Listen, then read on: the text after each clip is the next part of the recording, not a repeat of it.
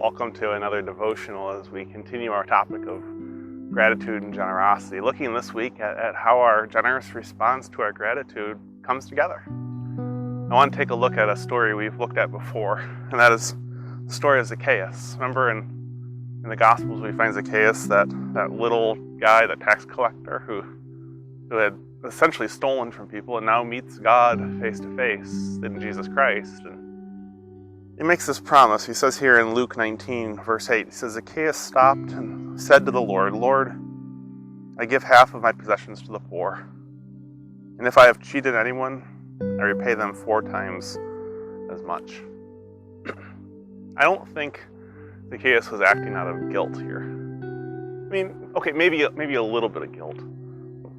But if he had been acting out of guilt, don't you think he would have tried groveling first? Coming up with all the reasons why he's actually a good person?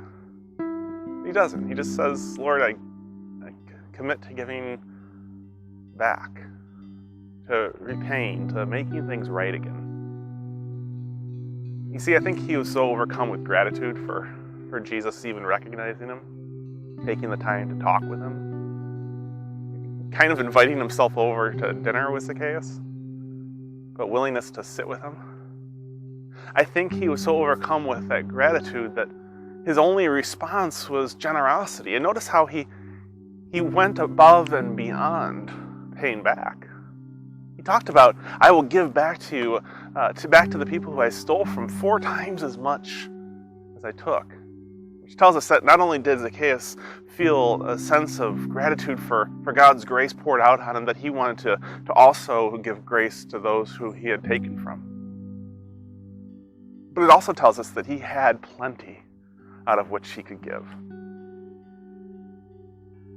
Maybe we have plenty. You know, in a world really where a majority of people live on less than $1 a day, we have plenty. In a nation of plenty, how is it that people still go hungry at night?